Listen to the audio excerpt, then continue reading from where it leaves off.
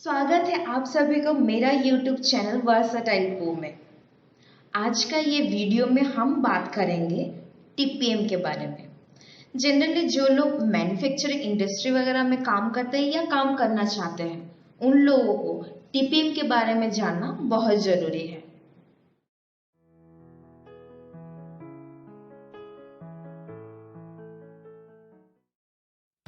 तो चलिए स्टार्ट करते हैं आज का टॉपिक टीपीएम। तो आज का वीडियो का कंटेंट रहेगा इंट्रोडक्शन, जिसमें बात करेंगे टीपीएम क्या है और इसका रिक्वायरमेंट क्या है। देन उसके बाद बात करेंगे इसका history, then objective, target and last one is pillar of TPM. TPM is a maintenance program concept involved in maintaining plants and equipment. The goal of the TPM is to increase production parallel with increasing moral and job satisfaction. तो basically TPM एक maintenance concept है जिसके वजह से production increase होता है, उसके साथ ही साथ एम्प्लॉयज़ का जॉब सेटिस्फिकेशन भी बहुत अच्छा खासा होता है।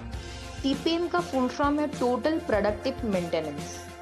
जो टोटल प्रोडक्टिव मेंटेनेंस का पहला वर्ड टोटल है, that defines involvement of all function and people at all level of hierarchies. एक कंपनी में जितना भी लोग काम करते हैं, कोई छोटा लोग कोई नीचे लेवल में हो या चाहे कोई बड़ा लेवल में हो, हर एक को लेके टीपीएम वाला जो कंसेप्ट है वो एग्जीक्यूट किया जा सकता है। कोई एक सिंगल ग्रुप या इंडिविजुअल ग्रुप को लेके नहीं कर सकते हैं, सभी को लेके ही करना पड़ेगा। देन अगेन आता है productive, that give emphasize and efficient and effective utilization of all resources. जितना भी रिसोर्सेज या जितना भी एलिमेंट्स हमको मिलता है कंपनी में, हर एक चीज़ का बहुत अच्छे से और एफिशिएंटली यूज़ करना है। कोई एक चीज़ को हम लोग वेस्ट कर देंगे या कोई किसी को यूज़ नहीं है तो उसको ऐसे ही फेंक देना, ऐसा नहीं है। हो सकता है हमारे लिए वो वेस्ट है, लेकिन कोई दूसरा डिपार्टमेंट या दूसरा सेक्शन के लिए यूजफुल हो सकता है। देन उसके बाद आता है maintenance, tries to keep main machines transfer material system in optimal condition. जैसे आप कोई नया चीज़ खरीदते हैं, वो दिखने में बहुत ही सुंदर होता है और उसका आउटपुट भी काफ़ी अच्छा होता है। तो ये टीपीएम प्रोग्राम के हिसाब से हम लोग इतना अच्छे से मेंटेन करेंगे या ऐसा मेंटेनेंस का प्रोग्राम हम लोग अडॉप्ट करेंगे जिसके वजह से हर एक सिस्टम बहुत अच्छे से और बहुत सालों तक वही सेम आउटपुट देगा और वही कंडीशन मेंटेन करके रखेगा। आइए चलते कुछ हिस्ट्री के बारे में जानते हैं। तो ये टीपीएम किन्होंने इन्वेंट किया था? सेइची नाकाजिमा, जिनका फोटो आप अभी देख सकते हैं, उनको बोला जाता है फादर ऑफ टीपीएम, क्योंकि ये पहले टीपीएम वाला कंसेप्ट इन्वेंट किए थे। ये जो टीपीएम कंसेप्ट है, टोयोटा ग्रुप का निप्पॉन डेंसो नाम का एक कंपनी ने 1951 में स्टार्ट किया था। लेकिन इंडिया में कब स्टार्ट हुआ था? इंडिया में सीमेंट कंपनी एक है विक्रम सीमेंट नाम का, जो पहले टीपीएम वाला कंसेप्ट अडॉप्ट करके रेगुलराइज किया था अपना कंपनी में। Objective: TPM involves everyone to make the organization effective with zero accident, zero breakdown, zero complaint, zero defect. जो एरिया में हम लोग काम कर रहे हैं या जो एम्प्लॉइज प्लांट में या कंपनी में काम कर रहे हैं, उन लोगों को किसी तरह का हार्म नहीं पहुंचना चाहिए। दैट्स वाई यहाँ पे मेंशन किया हुआ है जीरो एक्सीडेंट। देन अगेन आता है जीरो ब्रेकडाउन। कोई भी इक्विपमेंट अगर चल रहा है या कोई भी प्रोसेस चल रहा है, उसका बीच में किसी भी तरह का रुकावट नहीं आना चाहिए जिसके वजह से प्लांट को डाउन करना पड़े या मशीन को डाउन करना पड़े। उसके वजह से प्रोडक्शन हैम्पर हो सकता है। इसके लिए उसी हिसाब से हम लोग को मेंटेनेंस करना पड़ेगा जो टीपीएम हमको सिखाता है। तो उस हिसाब से हम लोग जीरो ब्रेकडाउन अचीव कर सकते हैं। उसके बाद आता है zero complaint. Customer satisfaction is must. Customer को जिस टाइप का मटेरियल जिस टाइम में चाहिए और जो रिक्वायरमेंट चाहिए, उस हिसाब से हम लोगों को फुलफिल करना है। देन आता है ज़ीरो डिफेक्ट। कोई भी प्रोडक्ट हम जब बना रहे हैं वो ज़ीरो डिफेक्ट का होना चाहिए, उसमें कोई भी क्वालिटी रिलेटेड डिफेक्ट नहीं होना चाहिए। उस हिसाब से हम लोगों को काम करना पड़ेगा through TPM concept. TPM target PQCDSM ये टर्म के बारे में जनरली जो लोग मैन्युफैक्चरिंग इंडस्ट्री वगैरह में काम करते हैं वो लोग जानते ही होंगे। फिर भी आइए डिस्कशन करते हैं। P stands for production. Obtain minimum 90% of OEE. OEE मतलब ओवरऑल इक्विपमेंट इफेक्टिवनेस। ये एक ऐसा चीज़ है जिससे कि एक इक्विपमेंट का इफेक्टिवनेस का पता चलता है कि ये कितना अच्छा काम कर रहा है या कितना बुरा काम कर रहा है। तो इसके बारे में हम कभी और कोई और वीडियो में बात करेंगे डिटेल्स में कि OEE कैसे निकलता है। फिलहाल हम लोग ऐसे ही रेटिंग करते हैं कि 90% मिनिमम होना चाहिए इस कोई भी इक्विपमेंट का OEE, तभी जाके मानेंगे कि प्रोडक्शन हमारा अच्छा हो रहा है। देन सेकेंड आता है quality. Operate in a manner so that there are no customer complaint. जैसे पहले ही हम लोग बात किए थे, कोई भी तरह का कस्टमर कंप्लेंट नहीं होना चाहिए। कस्टमर का जैसा रिक्वायरमेंट है उसी हिसाब से हम लोग को प्रोडक्ट बना के उनको डिलीवर करना है। देन उसके बाद आता है C for cost. Reduce manufacturing cost by 30%। हम लोग का जो प्रोसेस या जो प्रोसीजर लगा के हम लोग प्रोडक्ट मैन्युफैक्चर करते हैं उसमें कुछ इनोवेट करके या कुछ सजेशंस वगैरह देके या कुछ प्रोजेक्ट्स ला के वो कॉस्ट को कैसे रिड्यूस कर सकते हैं उसमें फोकस होना है। उसके बाद है D for delivery. Achieve 100% success in delivering the goods as required by the customer.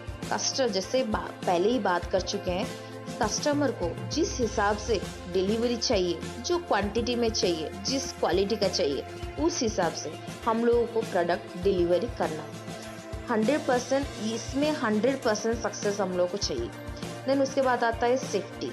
Maintain A accident free environment. कोई भी इंसान को हार्म नहीं होना चाहिए। उसके बाद M for moral. Increase the suggestion by 3 times। Develop multi skilled and flexible workers. जैसे मैं बोली थी, TPM का ये बहुत अच्छा टारगेट है। काम तो करना ही है, प्रोडक्शन तो करना ही है, लेकिन लोगों को, वर्कर्स को इतना अच्छे से ट्रेन करना है, इतना अच्छे से काम के बारे में समझाना है ताकि वो लोग काफ़ी नॉलेजेबल हो। आइए अब बात करते हैं पिलर्स ऑफ TPM। जैसे कि यहाँ पे पिक्चर में देख रहे हैं, एक घर जैसा पिक्चर है। जैसे कि आप सभी लोगों को पता है, कोई भी घर बनाने से पहले देखा जाता है फाउंडेशन, और सबसे पहले फाउंडेशन ही बनाया जाता है और बोला जाता है जिसका फाउंडेशन जितना मजबूत हो वो घर उतना ही सख्त और मजबूत बनता है। तो वैसे ही TPM को अगर एक घर जैसा लेंगे तो उसका फाउंडेशन को कहा जाता है 5S, और ये जो 5S है उसको बहुत स्ट्रांगली हम लोग को इम्प्लीमेंट करना होता है। तो बेसिकली TPM स्टार्ट होता है 5S से। 5S का नाम इसीलिए है क्योंकि ये 5 ऐसा टर्म को लेके किया गया है जिसका नाम S से ही स्टार्ट होता है। तो पहला S जो है उसका नाम है सेइरी, जो बगल में दिख रहा है, उसका जापानीज टर्म लिखा हुआ है, उसको इंग्लिश में बोला जाता है सॉर्ट। सेकेंड इज सेइसो, उसको बोला जाता है सेट इन ऑर्डर। देन उसके बाद आता है सेइटन, साइन, सेइकेस्टो, स्टैंडर्डाइज, शित्सुके, सस्टेन। तो 1S, 2S, 3S, 4S ये चारों को कंप्लीट करने के बाद ही 5वां नंबर सस्टेन आता है। इसके बारे में भी हम लोग बहुत अच्छे से डिटेल्स से कभी और बात करेंगे, जिसमें कि ब्रीफली मैं बता दूंगी कि स्टार्टिंग क्या है, सेट इन ऑर्डर क्या है, साइन क्या है, स्टैंडर्डाइज क्या है, सस्टेन क्या है। जनरली में अगर एक ही वर्ड में बोला जाए, जनरली ये सफा क्लीनिंग रखने का या कोई एरिया को मेंटेन करने के लिए कुछ बेसिक चीज़ें हैं जो काफ़ी इम्पोर्टेंट है और हमेशा करना ही चाहिए TPM को एग्जीक्यूट करवाने के लिए। ये बहुत ज़्यादा मैटर करता है TPM एक्टिविटीज़ के लिए।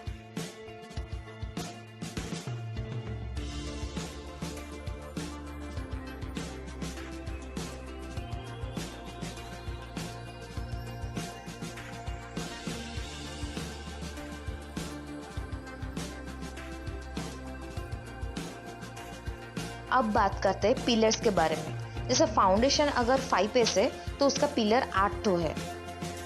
तो 8 पिलर में से पहला पिलर का नाम है इंडिविजुअल इम्प्रूवमेंट, जिसको जापानीज टर्म में कोबिस्टो काइजन बोला जाता है। इसका मीनिंग इस पिलर में ये किया जाता है कि कोई एक सिंगल प्रॉब्लम या सिंगल इक्विपमेंट को लेके इम्प्रूवमेंट किया जाता है। उसमें कुछ ग्रुप असाइन किया जाता है और उस ग्रुप का खाली एक ही काम रहता है कि वो पर्टिकुलर इक्विपमेंट या पर्टिकुलर प्रॉब्लम को लेके कुछ काइजेंस फॉर्मेशन करे या कुछ एनालिसिस करके कुछ टेक्नोलॉजी लगा के उसको इम्प्रूव करके प्रोडक्शन बढ़ाए। Second pillar is autonomous maintenance, जिसका जापानीज टर्म है जिशु होजन। जनरली ये वाला पिलर अभी वाइडली यूज हो रहा है क्योंकि अभी दिन बर दिन सब चीज़ ऑटोनोमस होना चालू हो गया, ऑटोमेटिक होना चालू हो गया है। तो उसमें सिखाया जाता है ऑपरेटर खुद ही अपना इक्विपमेंट का प्रॉब्लम आइडेंटिफाई करे और खुद ही वो प्रॉब्लम का सॉल्यूशन भी करे। उस तरह से ऑपरेटर को या वर्कर्स को स्किल्ड किया जाता है ताकि वो अपने में ही वो काम को सॉल्व कर सके। और ये वाला जो पिलर है ये काफ़ी ज़्यादा अभी चालू है। देन उसके बाद थर्ड पिलर ही है प्लांट मेंटेनेंस, जिसका काम यही है कि कोई भी मेंटेनेंस करने से पहले प्लानिंग किया जाए प्रॉपर तरीक़ा से, जिससे टाइम बचे। टाइम बचने के साथ साथ कॉस्ट भी बहुत ज़्यादा बचेगा। प्लांट मेंटेनेंस करने से पहले कोई भी डाउन लेना पड़ता है इक्विपमेंट को, तो इक्विपमेंट को डाउन लेने से पहले उसमें क्या टूल्स यूज़ होगा, कौन सा स्किल का पीपल यूज़ होंगे या कौन सा लोग काम कर सकते हैं और कितना टाइम लगेगा, ये सब चीज़ का एक प्लानिंग बनता है, एक असेसमेंट बनता है। उस हिसाब से प्लानिंग किया जाता है। उसके बाद ही एक इक्विपमेंट को डाउन करके उसका प्रॉपर मेंटेनेंस किया जाता है। उसके बाद आता है 4 नंबर पिलर क्वालिटी मेंटेनेंस।